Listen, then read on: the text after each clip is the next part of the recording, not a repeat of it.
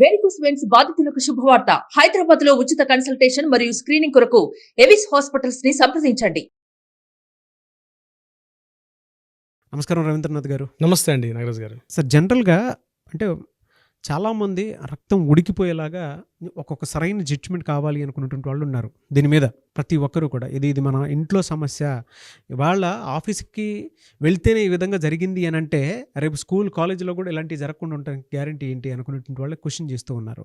And ఆడపిల్లని బయటికి పంపించాలంటే భయంతో కూడుకున్నటువంటి పరిస్థితి వాళ్ళ.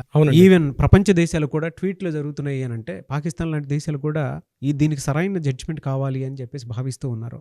ఏం జరిగింది అంటే ప్రస్తుత కథనాలు అయితే కొత్త వింటూ ఉన్నాము. ఆగస్టు 8 అంటే స్వతంత్ర దినోత్సవానికి ఎగ్జాక్ట్లీ ఒక 1 వీక్ బ్యాక్ జరిగే సంఘటన యావత్ దేశాన్ని కనిపిస్తున్నటువంటి ఒక దుర్ఘటనగా మనం చెప్పుకున్నాం. దీని గురించి ప్రాథమిక సమాచారం మేరకు మనం గతంలో ఒక వీడియో చేసాం, కానీ రోజుకు ఒక ఎపిసోడ్ కనిపిస్తుంది దీని మీద. అంటే దీనికి దారితీసే కారణాలు కూడా మనం విశ్లేషిద్దాం. ఎందుకనేసి మొదట్లో మనం ఏమనుకున్నామంటే సంఘటన జరిగింది ఆగస్టు 8వ తేదీ నాడు అర్ధరాత్రి 2 గంటల నుంచి 6 గంటల మధ్యలో కేసు జరిగింది. ఆ అమ్మాయి నిద్రిస్తున్న సమయంలో 3 గంటల నుంచి 6 గంటల సమయంలో ఒక నిందితుడు వచ్చి అత్యాచారం చేశాడు. అత్యాచారం చేయడమే కాకుండా మర్డర్ కూడా చేసి ఎస్కేప్ అయిపోయాడు. ఇమీడియట్గా విషయాన్ని 6 గంటలకు తెలిసింది. 7 గంటలకు పోలీసులు ఎంటర్ అయ్యారు. 8:30, 9 గంటల ప్రాంతంలో లోకల్గా ఉన్న ఇది తల అనేటువంటి ఒక స్టేషన్ పరిధిలో వస్తుంది కాబట్టి అక్కడ లోకల్ పోలీస్ స్టేషన్ వాళ్ళు రావడం జరిగింది. ఇమీడియట్గా 9:30 ఆ టైంలో కొంతమంది అఫీషియల్స్ రావడం జరిగింది. 9:30 ఆ సమయంలో దీన్ని ఇన్ఫర్మ్ చేశారు, పేరెంట్స్కి ఇన్ఫర్మ్ చేశారు. 10:30 ఆ ప్రాంతంలో లోకల్ తలా స్టేషన్ వాళ్ళు దగ్గరలో ఉన్న సిపికి అలాగే అడిషనల్ డీసీపీకి అడిషనల్ సిపికి కూడా ఇన్ఫర్మ్ చేయడం జరిగింది. 11:30 ఆ ప్రాంతంలో వాళ్ళు రావడం జరిగింది. అంటే మన జరుగుతున్న టైం షెడ్యూల్ మనం చెప్తున్నాను. 11:30 ఆ ప్రాంతంలో వాళ్ళు వచ్చారు. అరౌండ్ 1:30 టైంలో పేరెంట్స్ని ఎలా చేశారు లోపలికి. పేరెంట్స్ వెళ్ళి సంఘటన దృశ్యాన్ని చూసి ఒక్కసారి నిశ్చేష్టులయ్యారు. అక్కడ వీళ్ళు అనుకున్నట్టుగా లేదు. అప్పటి వరకు పోలీసులు ఏం చేసిందంటే ఒక సూసైడ్ కేసుగా ముందు వాళ్ళకి ఫోన్ వచ్చిందని చెప్పారు. పేరెంట్స్ కూడా ఒక న్యూస్ బులెటిన్లో చెప్పారు వాళ్ళు ఇంటర్వ్యూలో. మాకు ఇన్ఫర్మ్ చేశారు ఏంటంటే ఒక సూసైడ్ ఇన్ఫర్మేషన్ వచ్చిందని చెప్పి. బట్ ఆ ఇన్ఫర్మేషన్కి 1 o'clock జరిగిన ఇన్సిడెంట్ ప్రత్యక్షంగా చూసినప్పటికీ ఇది సూసైడ్ కాదు, ఇది గ్యాంగ్ రేప్ జరిగింది అని వాళ్ళు ప్రత్యక్షంగా చెప్పారు. 1 o'clock జరిగిన తర్వాత అరౌండ్ 3:30కి వాళ్ళు ఏం చేశారంటే ఇది పోలీసులతో కాదు, ఇది అడిషనల్ సింగిల్ మేజిస్ట్రేట్ ఒక ఆయన ఆధ్వర్యంలో జరగాలి, ఈ యొక్క ఎంక్వైరీ ఏదైతే ఉందో అక్కడ జరగాలని చెప్పి వాళ్ళు రిక్వెస్ట్ చేసుకున్నారు. ఇమీడియట్గా 4:30 ఆ ప్రాంతంలో అడిషనల్ మేజిస్ట్రేట్ కూడా రావడం జరిగింది. 5 o'clock దీన్ని పోస్ట్ మార్టం పంపించారు. ఇది ఆ రోజు 8వ తారీఖు అంటే 9వ తారీఖు టోటల్గా జరిగిన షెడ్యూల్ ఇది. సో 5:30కి పోస్ట్ మార్టం రిపోర్ట్ వెళ్ళిన తర్వాత అక్కడ నుంచి పరిణామాలు టకటక జరిగిపోయాయి అనమాట. అక్కడ ముందే అనుకున్నారు ఒక సస్పెక్ట్ చేసామండి, మేము ఎంక్వైరీ చేసాం, బ్లూటూత్ ఆనవాళ్ళని మేము ఎవిడెన్స్ కారణంగా సంజయ్ రాయ్ అనే ఒక వ్యక్తిని మేము సస్పెక్ట్ చేసాం, అతనే దోషి అని చెప్పి వాళ్ళు అతనే దీనిగా ఉన్నాడని చెప్పి సస్పెక్ట్ అతనని చెప్పి అతన్ని ఇమీడియట్గా రిమాండ్లో తీసుకోవడం, అతన్ని పోలీస్ ఇంటరాగేషన్లో తీసుకున్నారు. ఇది ఫస్ట్ స్టేజ్లో జరిగిన స్టెప్ ఇది. కానీ తర్వాత ఏం జరిగింది, ఎక్కడైతే సంఘటనా స్థలం జరిగిందో ఆ సంఘటనా స్థలంలో ఉన్నటువంటి సిచ్యువేషన్స్ ఏదైతే ఉన్నాయో ఇమీడియట్గా అక్కడ ఉన్న వాల్ రినోవేషన్ చేయడం, మిగిలినటువంటి ఆనవాళ్ళు ఏవైతే ఉన్నాయో వాటిని చెరిపేసే ప్రయత్నం చేయడం. ఇమీడియట్ ఇది కాకుండా ఆ రోజు సాయంత్రమే మమతా బెనర్జీ, అంటే ఈవిడ కూడా వైద్య ఆరోగ్య శాఖ మంత్రి, గుర్తుంచుకోవాల్సింది ఏంటంటే మమతా బెనర్జీ కేవలం వెస్ట్ బెంగాల్లో చీఫ్ మినిస్టరే కాదు, వైద్య ఆరోగ్య శాఖ మంత్రి కూడా ఆవిడే ఉన్నారు అక్కడ శాఖ మంత్రిగా. ఎగ్జాక్ట్లీ దారుణమైనటువంటి విషయం. ఈ శాఖ మంత్రి కూడా మమతా బెనర్జీ గారు, సందీప్ ఘోష్ గారు అంటే ఆ college principal superintendent cum principal ఆయనే, అతనికి ఇమీడియట్గా సస్పెండ్ చేయలేదండి. అతనికి లీవ్ చేస్తూ ఇమీడియట్గా వేరే కాలేజ్ అంటే వెస్ట్ బెంగాల్ మెడికల్ కాలేజ్కి ఆయనకి అక్కడ రిపోర్ట్ చేస్తూ ఆయన పోస్ట్ని అక్కడ ఆపారు. సో ఇమీడియట్గా ఈ 2 విషయాలు కూడా మనకు అనేక అనుమానాలు దారితీసింది. ఇమీడియట్గా నెక్స్ట్ డే మార్నింగ్ ఏం చేశారంటే ఎవరైతే విక్టిమ్ తలక పేరెంట్స్ మ్యాజిస్ట్రేట్ కోర్టులో హైకోర్టు ఫైల్ చేశారు. వాళ్ళు ఏమనంటే మాకు ఈ యొక్క పోస్ట్ మార్టం మీద కానీ ఈ పోలీసులు ఎంక్వైరీ చేస్తున్న విషయాలు మాకు చాలా అనుమానాలు తావిస్తుంది, ఈమె మీద గ్యాంగ్ రేప్ జరిగింది, సో మాకు క్లియర్ సత్వర న్యాయం చేయాలని చెప్పి వాళ్ళు బాధితులు ఎప్పుడైతే కోరుకున్నారో ఇమీడియట్గా హైకోర్టు ఇన్వాల్వ్ జరిగింది. సో ఇది ఇమీడియట్గా లోకల్ పిఎస్తో కాదు, ఇది సిబిఐ ఇంటరాగేషన్కి పంపించాలి, సో సిబిఐ ఆధ్వర్యంలో జరగాలని చెప్పి 12వ తారీఖు నాడు హైకోర్టు నుంచి వాళ్ళకి ఆర్డర్స్ ఇవ్వడం జరిగింది. ఇది ఇప్పటివరకు జరుగుతుంది ఒక రెగ్యులర్ స్టోరీ. సో మొత్తం నేషనల్ మీడియా అటెన్షన్ అంతటిని కూడా డైవర్ట్ చేసినట్టుగా సంజయ్ రాయ్ అనే వ్యక్తి మాత్రమే దీని మీద ఇతనే దోషి అని చెప్తూ మొత్తం మీడియా అంతటిని టర్న్ చేశారు. కానీ ఇక్కడే ఒక మలుపు తిరిగింది నాగరాజ్ గారు. రీసెంట్గా నేషనల్ ఇన్ఫర్మేషన్ టెక్నాలజీ బ్రాడ్కాస్టింగ్ సెక్రటరీగా ఉన్నటువంటి అమిత్ మాల్యా ఒక ఆడియో టేప్ని రిలీజ్ చేశాడు. ఆ టేపులో ఏముందంటే ఎవరైతే విక్టిమ్గా ఉన్నటువంటి ఈ బాధితురాలు తను ఏదో తెలియని విషయాన్ని ఆ కాలేజీకి సంబంధించి ఒక సీక్రెట్స్ న్యూస్ని తెలుసుకుంది. అంటే సందీప్ ఘోష్గా ఉన్న ప్రిన్సిపాల్ ఈ కాలేజీలో అక్రమాలు జరుగుతున్నాయి, ఒక సెక్స్ రాకెట్ జరిగిందని, అంతేకాకుండా మానవ అవయవాలు ఉంటాయి కదా, హ్యూమన్ ఆర్గానిజమ్స్, ఈ వీటిని కూడా ఎక్స్పోర్ట్స్ ఇంపోర్ట్స్ జరిగాయని చెప్పి సందీప్ ఘోష్ అని ఏదైతే కాలేజీ ప్రిన్సిపల్ ఉన్నాడో మెడికల్ కాలేజ్ స్టూడెంట్స్ దగ్గర నుంచి కరప్షన్ అంటే లంచాలు వసూలు చేస్తున్నాడని, ఈవెన్ ప్రాక్టికల్స్ జరిగేటప్పుడు కూడా స్టూడెంట్స్ నుంచి అనధికారికంగా కూడా కొంత ఫండ్స్ని కలెక్ట్ చేస్తున్న ఇన్ఫర్మేషన్ ఆడియో టేపులో వినిపించడం జరిగింది. ఎప్పుడైతే అమిత్ మాలి రిలీజ్ చేసిన ఆడియో టేపు లీక్ అయిందో బాధితురాలు పేరెంట్స్ ఏదైతే చెప్తున్నటువంటి దీనికి చాలా దగ్గర సంబంధం కలిగింది. అయితే సిబిఐకి వచ్చే ముందు ప్రైమరీ లోకల్ పోలీస్ స్టేషన్లో ఏదైతే ఇన్ఫర్మేషన్ జరిగిందో వీళ్ళు చెప్పేది పూర్తిగా అబద్ధం అన్నది కొత్త అనుమానాలు దారితీసింది. ఎప్పుడైతే ఆడియో టేప్స్ బయటకు వచ్చాయో టోటల్గా ఇంటర్నేషనల్ మెడికల్ కాలేజ్ సంబంధించిన అంటే కలకత్తా సంబంధించిన వాళ్ళందరూ కూడా అలర్ట్ అయ్యి రీసెంట్గా దాడులకు దిగడం జరిగింది. ఇదే మాత్రం కాదు, ఒక 60 నుంచి 70 మంది కొంతమంది దుండగులు అటాక్ చేశారు కాలేజీ మీద. అటాక్ చేసి ఎక్కడైతే సంఘటనా స్థలం జరిగిందో ఆ సంఘటనా స్థలం ఉన్నటువంటి పూర్తిగా ధ్వంసం చేశారు ఆ ప్రాంతాన్ని, ఆడిటోరియాన్ని. అంటే పోలీసులు ఆల్రెడీ కేసు ఫైల్ చేశారు, నేషనల్ మీడియా లోకల్ మీడియా మొత్తం అటెన్షన్ ఉన్నప్పుడు కూడా ఒక 70 మంది దుండగులు, అంటే పోలీసుల కంట్రోల్లో ఉంటుంది ఆ యొక్క ప్లేస్ అన్నది. నేను తర్వాత చర్చిస్తాను, అసలు అంటే కోర్టు ప్రొసీడింగ్స్ ఎలా ఉంటుందో తర్వాత చెప్తాను. కానీ సాక్ష్యాధారాలను పూర్తిగా తారుమారు చేసే ప్రయత్నంలో పోలీసులకు ఇన్వాల్వ్మెంట్ కూడా జరిగిందని బీజేపీ అధికార ప్రతినిధులు అక్కడ చెప్పడం జరుగుతుంది. అంటే జరుగుతున్న పరిణామాలు ఏవైతే ఉన్నాయో దానికే దారి తీస్తున్నాయి. సార్, మీరు ఇందాక ఆడియో టేప్ అన్నారు కదా, ఆడియో టేప్లో అసలు ఏముంది? అంటే మీరు ఇందాక మాట్లాడుతుంటే అక్కడ ఏదో సెక్స్ రాకెట్ జరుగుతున్నట్లు, లేదంటే ఆ కాలేజ్ అంతా ఒక మెడికల్ మాఫియా జరుగుతున్నట్లు మీరు మాట్లాడటం జరిగింది. ఆడియో టేప్లో అసలు ఏముంది? నాగరాజు గారు, ఈ ఆడియో టేప్లో ఏముందంటే మనం కూడా వీలైతే ఆడియో టేప్ని కూడా ప్లే చేద్దాం మన ఈ వీడియోలో పాటు. అక్కడ జరిగింది సంగతి ఏంటంటే ఈ కాలేజీలో ఆమె తన ఫ్రెండ్స్ తోటి అరౌండ్ ఈవినింగ్ 11:30-12 ఆ ప్రాంతంలో ఫ్రెండ్స్ తోటి డిస్కషన్ చేసింది. ఇలాంటి దారుణాలు జరుగుతున్నాయి మన కాలేజీలో, నాకు కూడా చాలా ఫోర్స్ పెడుతున్నారు, నన్ను కూడా కాస్త మనీ ఎక్కువగా, అంటే రేపు ప్రాక్టికల్స్ ఎగ్జామ్స్ అవుతాయి, ఎగ్జామ్స్లో నీకు ఇవ్వాలంటే మనీ డిమాండ్ చేస్తున్న కూర్చోబెడుతున్నారు, మా పేరెంట్స్ దగ్గర అమౌంట్ని అడగలేకపోతున్నాను అని చెప్తూ నాకు ఈ కాలేజ్ చాలా దారుణం ఉన్నాయి, నేను దీన్ని హైయర్ అఫీషియల్స్కి ఇన్ఫార్మ్ చేస్తానని చెప్పి ఆ అమ్మాయి చెప్పడం జరిగింది.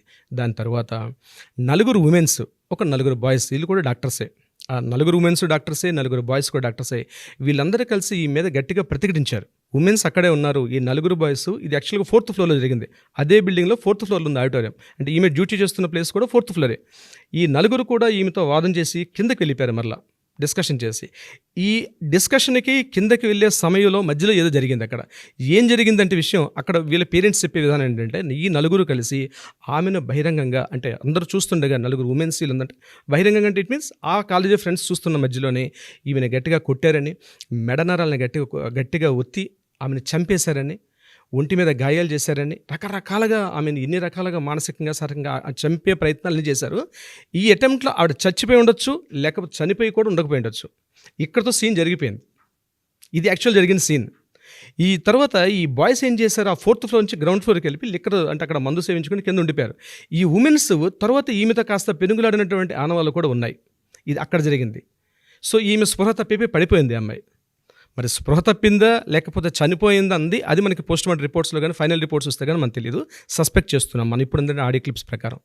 అయితే ఇక్కడ సీన్ ఏం జరిగిందంటే ఈ సంజయ్ రాయ్ అన్నటువంటి ఎవరైతే ఇక్కడ డ్యూటీలో ఉన్నటువంటి ఈ సివిక్ వాలంటీర్ ఎవరైతే ఉన్నాడో ఇతను కేవలం 4th ఫ్లోర్కి వెళ్ళే రైట్స్ లేవు. ఇతను యాక్చువల్గా పిచ్చి సంజయ్ అని పిలుస్తారని ఇప్పుడు ఉన్నటువంటి కొత్తగా అనిపిస్తుంది ఏంటి, ఇతను పిచ్చి సంజయ్ అంటారు. అంటే హీజ్ ఎ ఉమనైజర్. ఆయన కూడా కనిపిస్తున్న ఉమెన్స్ తన మొబైల్లో కూడా చాలా ఈ అశ్లీలటువంటి దృశ్యాలు చాలా వరకు ఉన్నాయి. ఈ సంజయ్ రాయ్ వాళ్ళు పిలిపించారని, కాస్త పైన ఫ్లోర్లో ఉన్నటువంటి దాన్ని క్లీనింగ్ చేసేసి అమ్మాయిని పక్కకు పెట్టామని చెప్పారని, ఈ సంజయ్ రాయ్ 4th ఫ్లోర్ పైకి, అంటే పర్మిషన్ లేకపోయినా సంజయ్ రాయ్ 4th ఫ్లోర్ పైకి వెళ్ళి ఎక్కడైతే విక్టిమ్ అంటే ఈ దారుణం జరిగిన ఆ సంఘటనలో ఆ అమ్మాయిని విగత జీవులుగా చూసినటువంటి ఆ అమ్మాయిని తను చనిపోయిన శవాన్ని తను సెక్స్ చేసి తను మరింత భయంకరంగా తన యొక్క పైశాచికత్వాన్ని సంజయ్ రాయ్ తీర్చుకున్నాడు. ఇది అతను మెంటల్ కండిషన్తో చేశాడా లేకపోతే మెంటల్ డిజార్డర్తో చేశాడంది నెక్స్ట్ కోర్టు ఇన్ఫ్లుయెన్స్ చేశారా? అంటే ఇతని కండిషన్ ఏంటి ఆ టైంలో, ఒక డెడ్ బాడీతో చేయడం అంది అది కామన్ మ్యాన్ చేసేది కాదు. సో ఇతని యొక్క మానసిక స్థితి ఏమిటంది తర్వాత రిపోర్ట్ తెలుస్తుంది. బట్ ఈ రోజు మనకు అందిన ఇన్ఫర్మేషన్ ప్రకారం ఇది జరిగింది నాగరాజు గారు. దీంతో పాటు వితిన్ 1 వీక్లో ఎవరైతే నిందితుడున్నాడో అతన్ని మేము ఉరిశిక్ష చేస్తాము, ఉరిశిక్ష తీయాలి, కోర్టులు ఈ రకంగా ఫాస్ట్ ట్రాక్ రావాలని చెప్పి, అంటే దొంగ నడిచినట్టు ఉంది ఇక్కడ విషయం. అవును. ఏం చేస్తుంది, లిటరల్లీ ఇట్స్ షేమ్. అంటే ఇక్కడ కంపారిజన్ చేయడం అన్నది కరెక్ట్ కాకపోవచ్చు. ఎందుకంటే అక్కడ రాజకీయ సామాజిక పరిస్థితులు అనేవి ఉంటాయి. వెస్ట్ బెంగాల్ ప్రాంతం ఇప్పుడే కాదండి, 100 ఏళ్ళ నుంచి కూడా సోనాగచ్ అనే ఒక ప్రాంతం ఉంది. It's purely red light area. బాంబేలో ఎట్లయితే మనం రెడ్ లైట్ ఏరియా అంటాము, కలకట్టాలో సోనాగచ్ అంది అఫీషియల్ ఇట్స్ సెక్సువల్ రాకెట్ నడుస్తుంటుంది. అంటే సో మనం దాన్ని కంపారిజన్ చేయలేం. మన తెలుగు రాష్ట్రాలు అటువంటి సంస్కృతి లేదు. బట్ అటు వెస్ట్ సైడ్ ఉన్నటువంటి ఇన్స్టెంట్ జడ్జిమెంట్ అనేది ఇందాక 1 week వాళ్ళని ఉరి తీయాలి, వాళ్ళు ఇచ్చేయాలి, సిబిఐ ఇన్వెస్టిగేషన్ అని చెప్పేసి ఇప్పుడు చెప్తుందని చెప్పేసి అన్నారు కదా. అవునండి, ఏం సీఎం కంపారిజన్ పాయింట్లో నుంచి చెప్పాను జనరల్గా. అంటే మన వాళ్ళే ఇంత అగ్రెసివ్గా కొన్ని విషయాల్లో డెసిషన్ తీసుకుని వెళ్ళిపోతుంటారు. అన్యాయం అంటే అన్యాయంలానే చూస్తారు. అక్కడ ఇంత హైడ్రామా నడుస్తుందంటే అంటే అకౌంటబిలిటీ జీరో. అంటే ఇక్కడ ఒక పాయింట్ అండి, ప్రత్యేకంగా ఇవి మెడికల్ కాలేజెస్, అంటే ప్రభుత్వం యొక్క ఆందోళన నడుస్తుంటే కాలేజెస్. హ్యూమన్ ట్రాఫికింగ్ కావచ్చు, సెక్స్ రాకెట్స్, ఇవన్నిటికి కూడా చాలా వరకు అడ్డాలుగా ఉన్నాయి. బయటికి రాలేదు కాబట్టి ఇప్పుడు తెలియదు. చాలా మెడికల్ కాలేజెస్ జరుగుతూ ఉంది, బట్ బయటికి న్యూస్ రాలేదు కూడా తెలియదు. అయితే ఇక్కడ మమతా బెనర్జీ అనే వ్యక్తి సీఎంగా ఉంటూ ఆ సందీప్ ఘోష్ ఎవరైతే ఉన్నారో కరస్పాండెంట్ ప్రిన్సిపాల్, అతనితోటి తను తీసుకున్న నిర్ణయాలు ఇతను సపోర్ట్ చేస్తున్నాడు. అంటే ఆ ఆడియో టేప్లో కూడా ఇంకో మాట కూడా నేను చెప్పడం వచ్చాను. అందులో ఏం చెప్పారంటే ఈ సందీప్ ఘోష్కి రాజకీయ సంబంధాలు చాలా విస్తృతంగా ఉన్నాయి, అతన్ని ఎవరు ఏమీ చేయలేరు, దాన్ని రాజకీయంగా ఉన్న ప్రస్తుత గవర్నమెంట్ అడ్డు పెట్టుకొని తను రెచ్చిపోతున్నాడు అన్న ఒక విషయం కూడా అందులో స్పష్టంగా ఉంది. అవునండి. సో ఇవన్నీ ఏంటంటే యాక్చువల్గా ముందున్నటువంటి సిచ్యువేషన్ వేరు, ఈ సిచ్యువేషన్స్ ఎక్కడికో దారితీస్తున్నాయి. కోర్టు ప్రొసీడింగ్స్ కానివ్వండి, లేదంటే జనరల్గా ఎలా వెళ్తే బాగుంటుంది అంటారు సార్ అసలు? అంటే యాక్చువల్గా జనరల్గా ఈ అత్యాచారం, హత్య ఇటువంటి సంఘటనలో కోర్టు కొన్ని ప్రొసీడింగ్స్ ఉంటాయండి. అంటే కోర్టు స్టెప్స్ ఎలా ఉంటాయి, 1 by 1 స్టెప్స్. ఫస్ట్ స్టెప్ ఏముంటుంది, ఎఫ్ఐఆర్ నమోదు చేయడం. అంటే సంఘటన ఐడెంటిఫై చేయగానే ఫస్ట్ ఎఫ్ఐఆర్ నమోదు చేయడం ఉంది ఫస్ట్ ఇన్స్టెంట్. సో ఎఫ్ఐఆర్ తర్వాత సమాచార సేకరణ, అంటే ఇన్ఫర్మేషన్ గ్యాదర్ చేస్తారు పోలీస్ డిపార్ట్మెంట్ వాళ్ళు. ఫస్ట్ నెక్స్ట్ స్టెప్లో జరిగేది సమాచార సేకరణలో ఏమవుతుంది, ఆ హత్య జరిగిన సంఘటన స్థలాన్ని పరిశీలించడం, అక్కడ ఏదైనా సాక్ష్యాలు దొరుకుతాయా, అంటే ప్రిలిమినరీ ఎవిడెన్సెస్ అన్నీ కలెక్ట్ చేస్తారు. దీని తర్వాత ఫోరెన్సిక్ వాళ్ళని పిలిపిస్తారు. దాని నెక్స్ట్ మరలా ఈ థంబ్ ఇంప్రెషన్స్ వాళ్ళని తీసుకుంటారు, అక్కడ వేలిముద్ర నిపుణులను తీసుకోవడం, ఫోరెన్సిక్ వాళ్ళని తీసుకోవడం, ఇవి ప్రైమరీ స్టేజ్లో అయిపోతుంది. దీని నెక్స్ట్ డిఎన్ఏ టెస్టులు తీసుకొస్తారు. అత్యాచార బాధితురాలను కానీ బాధితురాలు సంబంధించినటువంటి ఆనవాళ్ళు ఏమైనా ఉంటే అక్కడ ఉంటే కూడా తీసుకుంటారు. ఇవన్నీ అయిన తర్వాత ఎవరైతే నిందితుడిని సస్పెక్ట్ చేస్తారో అతన్ని పోలీస్ స్టేషన్లో రిమాండ్కి తీసుకెళ్తారు. స్టేషన్లో మన కోర్టులో సబ్మిట్ చేస్తారు. కోర్టు ఆయనకి బేస్డ్ ఆన్ ద కేసు ప్రకారం మినిమం 14 days నుంచి పైకి రిమాండ్ విధిస్తారు. ఇదంతా ఒక పార్ట్. దీని తర్వాత ఛార్జ్షీట్ ఫైల్ చేస్తారు. ఛార్జ్షీట్ ఫైల్ అయిన తర్వాత మొత్తం కేసు ఎవిడెన్స్ అన్నీ కూడా టోటల్ ఎవిడెన్స్ అంతా కూడా పీపీకి సబ్మిట్ చేస్తారు, అంటే పబ్లిక్ ప్రాసిక్యూటర్కి. సో పబ్లిక్ ప్రాసిక్యూటర్ అని అప్పుడు ఎంటర్ అవుతారు ఈ కేసులోకి. ఇదంతా ప్రాసెస్ జరగడానికి it will take minimum 3 months నుంచి మ్యాక్సిమం ఎక్కడ టైం మెన్షన్ చేయలేదు. నాకు అది గుర్తుపెట్టుకోవాలంటే ఇక్కడే తప్పు జరుగుతుంటాయి. ఇక్కడే ప్రధానంగా కోర్టుల్లో తప్పులు ఎక్కడ జరుగుతాయి అంటే కోర్టు నిర్దేశించాలి. ఇక్కడ మినిమం 3 months అని చెప్తుంది, మ్యాక్సిమం తెలియదు. కోర్టులో వాడు రిమాండ్లో ఉంటాడు, వాడు ఇయర్స్ టుగెదర్ రిమాండ్లో ఉంటాడు. ఆ రిమాండ్ పొడిగిస్తుంటారు. ఏమంటారు పోలీసులు, మేము ఛార్జ్షీట్ ఫైల్ చేయి, ఇంకా ఈ సేకరిస్తున్నాం అంటారు. ఫాస్ట్ ట్రాక్ కోర్టులు ఎందుకు ఇలాంటి సమయాల్లో? ఫాస్ట్ ట్రాక్ కోర్ట్స్ అంది జడ్జి ఏదో ఇందాక మనం చెప్తున్నాం, లాస్ట్ టైం కూడా వీడియోలు చెప్పాం మనం. ఫాస్ట్ ట్రాక్ కోర్ట్స్ అన్నీ వస్తుందండి, బట్ ఈ సాక్ష్యాల సేకరణలో అలాగే ఈ మెడికల్ ఎవిడెన్సెస్ కావచ్చు, లేకపోతే ఫిజికల్ ఎవిడెన్స్, వీటన్నిటిని కూడా వాళ్ళు అక్కడ మనం ట్రయల్స్ చేస్తాం కోర్టులో ట్రయల్స్ చేసేటప్పుడు ప్రతి వ్యక్తి వచ్చి, ఈవెన్ దో ప్రతి డాక్టర్ అక్కడ ఫిజికల్ ప్రత్యక్ష సాక్షులు ఎవరున్నారు, పరోక్ష సాక్షులు ఎవరున్నారు, వీళ్ళందరూ కూడా వచ్చి ఎవిడెన్సెస్ చెప్పడం ఉంటుంది. ఈ ఎవిడెన్సెస్ చెప్పడం అది ఇయర్స్ టుగెదర్ నడుస్తూ ఉంటుంది ట్రయల్స్లో. పబ్లిక్ ప్రాసిక్యూటర్ సబ్మిట్ చేస్తాడు, ఆపోజిట్ వాళ్ళు వస్తుంది. ఇదంతా ఎంత ఫాస్ట్ ట్రాక్ అనుకునేటప్పుడు కూడా ఈ ట్రయల్స్ నడుస్తూనే ఉంటాయి. ఇక్కడ ఏం జరుగుతాయి, సాక్ష్యాలు తారుమారు అవుతాయి.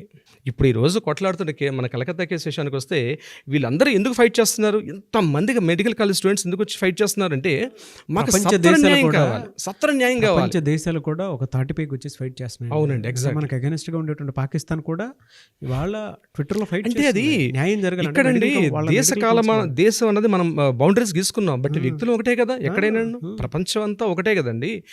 ప్రపంచంలో మనుషులందరూ ఒకటే, ఫీలింగ్స్ ఒకటే ఉంటాయి, ఎమోషన్స్ ఒకటే ఉంటాయి. సరే అవి పరిస్థితులు మారుతాయి. పాకిస్తాన్ మనం సపోర్ట్ చేయడం కూడా ఒక విధంగా అప్రిషియేట్ చేయాల్సిందే మనం. ఈ విషయం ప్రపంచ దేశాలు, కెనడా లాంటివి కూడా, ప్రపంచ దేశాలు కూడా. అయితే ఇక్కడ మనం కోర్టు విషయానికి వస్తే సత్వర న్యాయం జరగాలి అంటే చట్టాల యొక్క రూపకల్పన మార్చాలి ఇటువంటి సంఘటనలో. ఎందుకంటే టైం ఇస్తే ఏమవుతుందంటే డేస్ తీసుకున్న కొద్దీ ఈ సాక్ష్యాలు తారుమారు అయిపోతాయి, జరగాల్సినటువంటి న్యాయం జరగదు, బాధితురాలుగా న్యాయం జరగదు. దీని సొల్యూషన్ ఏంటి, ఏం చేస్తే బాగుంటుంది సొల్యూషన్? ఒకటేనండి, ఇటువంటి సంఘటన జరగగానే ఇమ్మీడియట్గా దీనికి ఒక స్పెషల్ ఒక జ్యుడిషియరీ ఒక ఫోరం ఉండాలి, ఒక స్పెషల్ జ్యుడిషియరీ ఫోరం. ఇందాక లాస్ట్ టైం మీరు ఒక వీడియోలో మంచి వీడియో చెప్పి ఒక మంత్రిత్వ శాఖ ఉండాలన్నారు మీరు. ఒక స్పెషల్ ఒక మంత్రిత్వ శాఖ ఉండాలండి. ఆరోగ్య శాఖ, ఆర్థిక శాఖ ఎలా ఉంటుందో ఇటువంటి అత్యాచార సంఘటనలు ఇట్లాంటి జరిగేటప్పుడు ఒక స్పెషల్ పోర్ట్ఫోలియో ఒకటి ఉండాలి. ఇమ్మీడియట్గా వాళ్ళు యాక్షన్ తీసుకోవాలి. దీనికి సంబంధించినటువంటి కొన్ని డిపార్ట్మెంట్స్ కొత్తగా అపాయింట్ చేయాలి గవర్నమెంట్. అవును, కొత్త డిపార్ట్మెంట్ చేసినప్పుడు ఏంటంటే ఫాస్ట్ ట్రాక్ ఏదో పెట్టేశాం కాబట్టి అక్కడ సబ్మిట్ చేసుకోండి అయిపోద్ది అంటే కుదరదు. ఖచ్చితంగా యాక్ట్లు మారాలి. ఇప్పటికైనా గుణపాఠం రావాలి. ఈరోజు మహిళలు చట్ట సవరణ జరగాలి, చట్ట సవరణ జరగాల్సిందేనండి. ఈరోజు మహిళలు దేశంలో భద్రతగా ఉండాలి అంటే అది రాత్రి పగలు పనిచేస్తున్నారు కాబట్టి డే అండ్ నైట్ వర్క్ చేసే ప్లేసుల్లో ఇట్లాంటి జరిగే అవకాశాలు ఉంటాయి కాబట్టి ఒక నిర్భయ యాక్ట్ వచ్చింది. నిర్భయ యాక్ట్ని మళ్ళీ రివిజన్ చేయాలి. ఇంకా సత్వరంగా పరిష్కారం జరిగేట్టుగా ఎన్ని అవకాశాలు ఉంటే అన్ని అవకాశాలు మనం తీసుకొని కొత్త యాక్ట్లు ఇంప్లిమెంట్ చేస్తే చాలా అద్భుతంగా ఉంటుంది. ఇది కాకుండా ఇటువంటి చేయడానికి కూడా సాహసించడానికి ఊహించడానికి కూడా భయపడే స్థితిలో ఉన్నట్టు యాక్ట్స్. లాస్ట్ టైం కూడా మనం అనుకున్నాం, నిన్న లాస్ట్ వీడియోలో ఏమనుకున్నాం మనం, ప్రతి చోట హోర్డింగ్స్ పెట్టాలి. అవును, ప్రైమరీ ఎడ్యుకేషన్లో కూడా బేసిక్ నాలెడ్జ్ ఇవ్వాలి, లీగల్ బేసిక్ నాలెడ్జ్ ఇవ్వాలి. అమ్మో ఇట్లా ప్రైమరీ నాలెడ్జ్ అనేది డెఫినెట్గా ఉండాలి, డెఫినెట్గా ఇవ్వాలి. ఇలాంటివి చేస్తే నాకు ఇలాంటి శిక్ష రావాలి, భయం రావాలి. స్కూల్స్లో ఇది ఇప్పుడు ఆఫీస్ కమ్ కాలేజ్లో జరిగినటువంటి ఇన్సిడెంట్ ఇది. వాళ్ళ ఒక ఆడపిల్లను బయటికి పంపించాలంటే ఎంత భయపడతారు పేరెంట్స్ అయినా సరే. ఆ కాలేజ్ కూడా పోలీస్ అవుట్ పోస్ట్లో ఉన్నటువంటి కాలేజ్ అది. ఇప్పుడు చాలా కాలేజ్ బయట ఎక్కడ ఉంటేనే కాదు, ఆ కాలేజ్కి ఒక స్పెషల్ పోలీస్ అవుట్ పోస్టే ఉంది అక్కడ. అవును సరే, ఇలాంటి వాటిల్లో ఇమీడియట్గా రిజల్ట్ రావాలి అని అంటే ఎలా వెళితే బాగుంటుందంటారు? అంటే లీగల్ సిస్టమ్ ప్రకారం కనుక చూస్తే, మీకు తెలుసు కాబట్టి అడుగుతున్నాను. ఈరోజు మనకి సోషల్ మీడియాలో హ్యాష్ ట్యాగ్ అంది చాలా ఒక పవర్ఫుల్ వెపన్ సార్ నాగరాజ్ గారు. సో దీనికి సంబంధించి ఈ వీడియో చూస్తున్నటువంటి సుమన్ టీవీ వ్యూయర్స్ కావచ్చు, నాగ్ ఫ్యాన్స్ కావచ్చు, మన వ్యూయర్స్ అందరూ కూడా హ్యాష్ ట్యాగ్ పెడుతూ దీన్ని ప్రత్యేకంగా సో కోల్కతా అభయ కేస్ అనే సింపుల్ హ్యాష్ ట్యాగ్ చేస్తే మనం ఎంత వైరల్ చేసుకుంటే దీనికి సంబంధించి కోల్కతా అభయ కేస్ అని హ్యాష్ ట్యాగ్ చేయండి. డెఫినెట్గా వైరల్ చేద్దాం. దీనికి సత్వర న్యాయం కోసం మనవంతు కూడా మనం కృషి చేద్దాం.